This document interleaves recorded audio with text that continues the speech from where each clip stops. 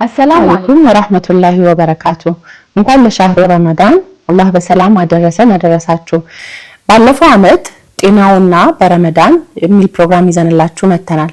በአሁኑ ረመዳን ደግሞ ለየት ባለ መልኩ ሳይንስን ከቁርአን አንፃር እንዲሁም የተለያዩ ጤና ነክ ነገሮችን ደግሞ በመረጃና በማስረጃ እንዳስስበት የአላህን የቁርአንን ኃይልን ደግሞ የምናስተነትንበት ፕሮግራም ይዤላችሁ ቀርቤያለሁ። አቅራቢያችሁ ዶክተር ሐናን አለባቸው የጡትና ኢንዶክራይን ቀዶ ህክምና ሰብ ስፔሻሊስት ነኝ።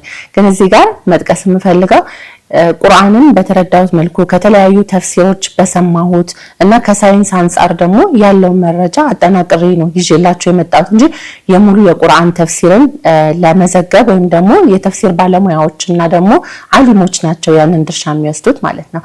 በዛሬው ርዕስ እንግዲህ የምናየው ስለ ኤምብሪዮሎጂ ስለ ጽንስ በተመለከተ ሳይንስ ከቁርአን አንፃር እንዴት ነው የሚለውን ደግሞ እናያለን።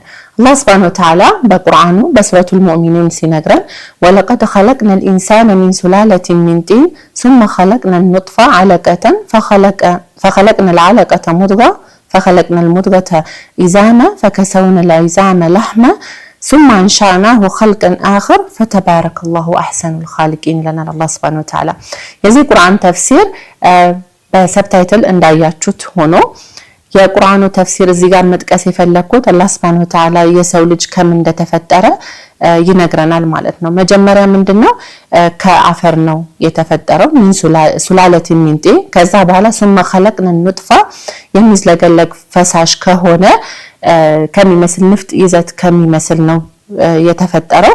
ከዛን ከንጥፋ በኋላ ደግሞ አለቃ ማለት ደግሞ የረጋ ደም ይሆናል። ከዛም በኋላ ደግሞ ሙድገተን ይህም ደግሞ የታኘከ ስጋ ይመስላል። ከዛም በመቀጠል ደግሞ ምን ይላል فخلقنا المضغة عظاما فكسونا العظام ኢዛም ደግሞ ምንድነው አጥንት በሚለው ተፈስሯል።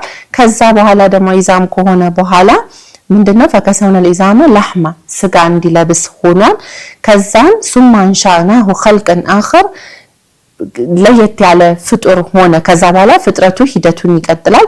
فتباركالله احسن الخالقين አላህ ምን ያህል ያማረ ፈጣሪ ድንቅ የሆነ ፈጣሪ እንደሆነ ነው የሚነግረን ማለት ነው። ታዲያ ሳይንስን ከቁርአን አንፃሩ እንዴት ነው ብለን ስናየው ይህ እንግዲህ ሪሰንትሊ በቅርብ ጊዜ በ1950 አካባቢ ነው አልትራሳውንድ ዲስከቨሪ የተደረገው። ብዙ አብዛኛዎቹ ጥናታዊ ምርምሮች የተደረጉት በቅርብ በ20ኛው ክፍለ ዘመን ነው ስለ ጽንስም ለመረዳት የተሞከረው። ቁርአን ግን ኦርደሩን ዝልግልግ ንፍጥ ነበር። ከዛም በኋላ ደግሞ የረጋ ደም፣ ከረጋ ደም በኋላ ደግሞ የታኘከ ስጋ፣ ከታኘከ ስጋ በኋላ ደግሞ አጥንት ይፈጠራል። ከዛን ደግሞ ያለው ሂደት ስጋ ይለብስና ያ ሂደት የገዘፈ ይሄዳል ብሎ የገለጸልን ደግሞ ከዛሬ 1400 ዓመት በፊት ይህም 7ኛው ሴንቸሪ ላይ ነው። ሱብሃንአላህ ምን ያህል እንግዲህ የቁርአን አጂብነትን ነው የምናየው ማለት ነው።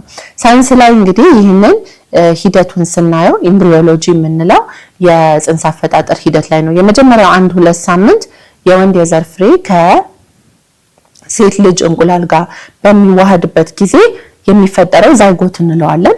ያ ከተከሰተ በኋላ የመጀመሪያው 1-2 ሳምንት እንግዲህ ፈርቲላይዜሽን ነው። ከዛም በመቀጠል ደግሞ አለቃ ተብሎ ቁርአን ላይ የተገለጸው ሊች ላይክ ስትራክቸር ወይም አልቅት የሚመስል ቅርጽ ይኖረዋል፣ ይዘት ይኖራል። ያ ብዙ ጊዜ ጽንስ ከተፈጠረ በኋላ የፋሎፒያን ቲዩቡን ያልፍና ወደ ማህፀን ግድግዳ ላይ ሄዶ ይለጠፋል።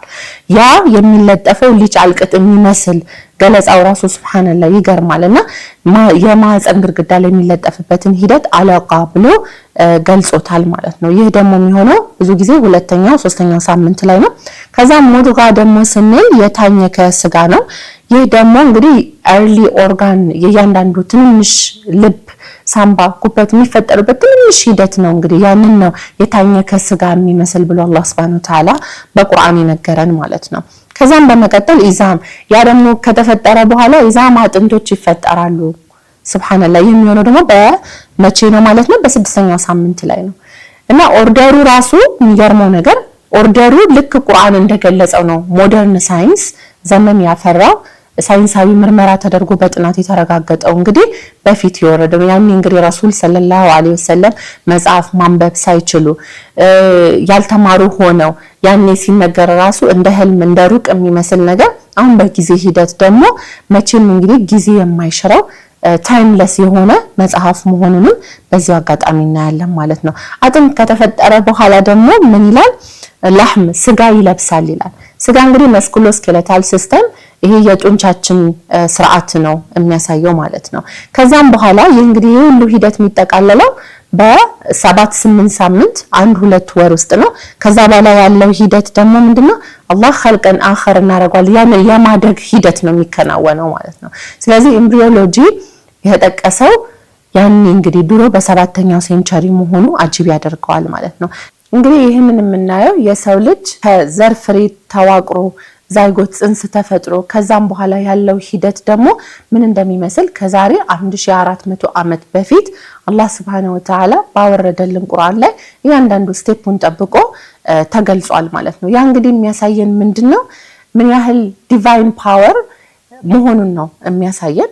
ከዚህም ደግሞ አጂብ ሳይንስ ሞደርን ሳይንስ አሁን ሰሞንኛ ማለት ይቻላል በቅርብ ከ2 ክፍለ ዘመን በኋላ በፊት ነው እነዚህ ነገሮች የተረጋገጡትና ይህ በጣም የሚገርምና አጂብ የሚያስብል ነገር ነው። ሱብሃንአላህ የፈጠረን ጌታ ምን ያህል ድንቅ መሆኑን የምናይበት ነው። ወሰላሙ አለይኩም ወራህመቱላሂ ወበረካቱ።